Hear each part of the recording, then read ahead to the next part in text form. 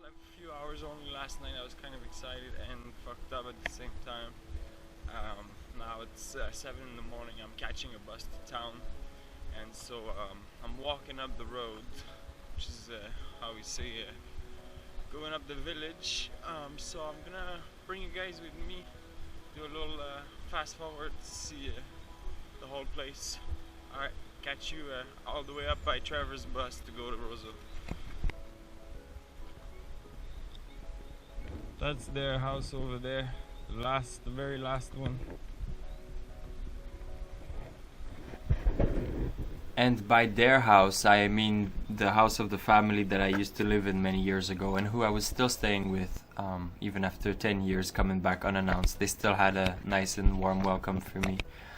And so I said that I was gonna put everything on fast forward, but actually looking at the footage, it's so beautiful to see. I thought you guys might maybe enjoy walking through the village nice and slow. Everything good? And at the same time, I thought that I would share what were my thoughts on that very morning. You have to imagine I'm coming back to a land that I love so much after 10 years, imagining myself coming back for a leisurely 10-day vacation just before I started my new business venture.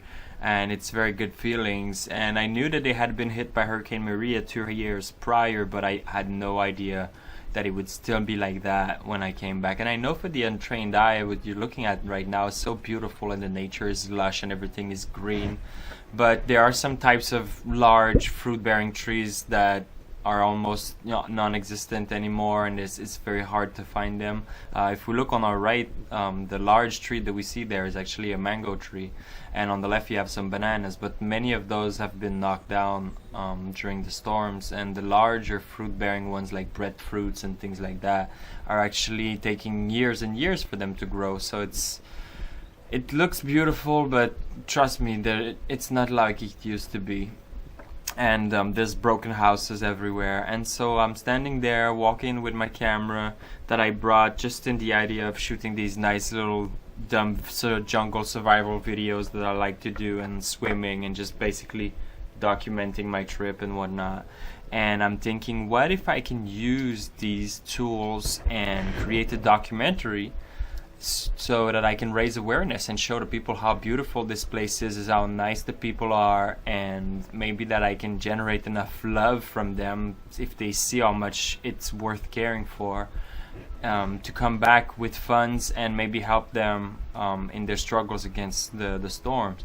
And at that point, from talking to a few people in the night before on the way in, what I was realizing is that the main thing is it's really about shelter, because after a storm, if your dwelling has been reduced to pieces, you cannot recover. For example, if you're a subsistence farmer, and that's the case for a good portion of the population in Dominica, your plants will have been destroyed, your crops and everything. But if on the next day you're able to start clearing your land and start replanting and start tending, within a couple months you will have some of those faster growing plants that will start to provide a little bit of sustenance for you.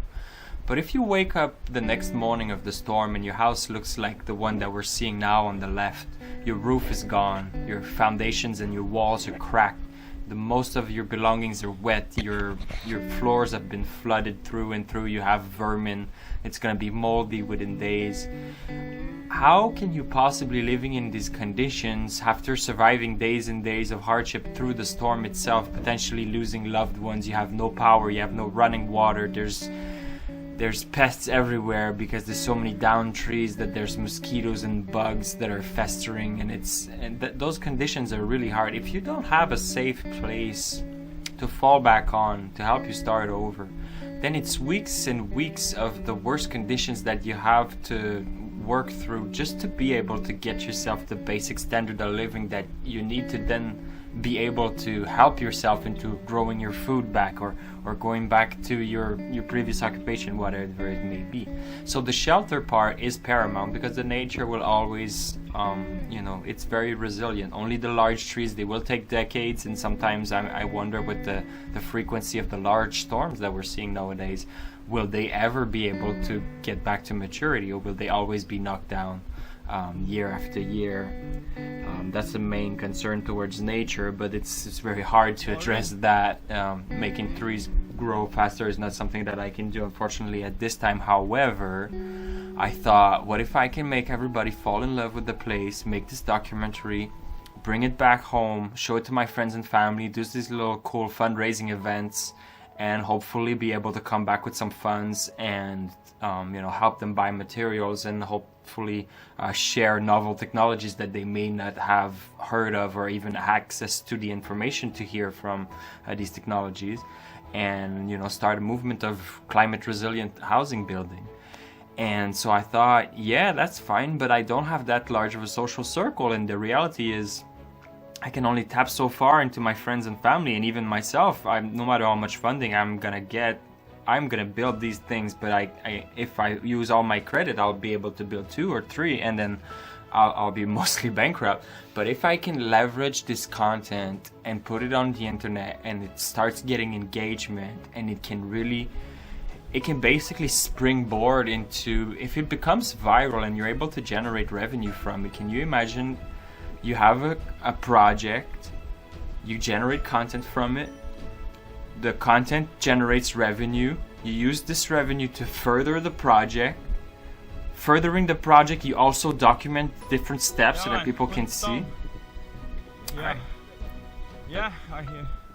Go and catch him up there, yeah? Alright. Go fishing?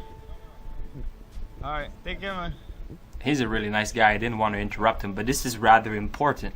The fact is, if you have this content that's generating revenue, and that revenue helps creating projects, and these projects are themselves documented, and that documentation is content itself and is also being viewed, so it generates more revenue, and you put that revenue towards the projects. If you're not greedy in the middle, then theoretically all the funds from the content can go back and be reinvested into the projects, and that creates a self-perpetuating circle where you're basically always doing good deeds, and those good deeds finance the next ones.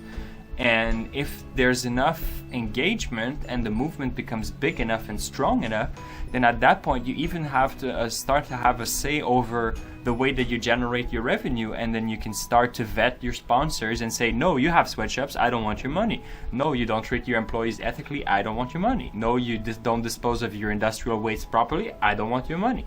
And then if it becomes even bigger, and I'm extrapolating a lot, but that's just what I do, I think big. If it becomes, let's say it's the most viewed thing in the world, forget the Super Bowl, you're watching Resave, millions of people are every day, then at some point advertisers who want to get in on that viewership because they want you people to buy their content, if they're only companies that are able to access that viewership are companies that are doing good, that are nice companies, that are ethical and doing everything to make capitalism what it should be rather than what it is these days, then other companies that are not necessarily fitting in these standards will want to have a part of this pie, and then they maybe will change their ways. And so both directly through our projects and indirectly, if we get big enough, we can create a movement that is basically 100 pure good. And that's it. And if you're wearing headphones right now, you can hear my heart beating from climbing this hill, and I can hear Trevor's bus is coming in just a few seconds, so I'm gonna cut there. But you guys get the vibe. I'm sure you do. To get the excitement in my voice, and those were the thoughts that I was having in that morning. It's possible to fix things, and all it takes nowadays is for people to watch. That's it. Just watch. Trevor!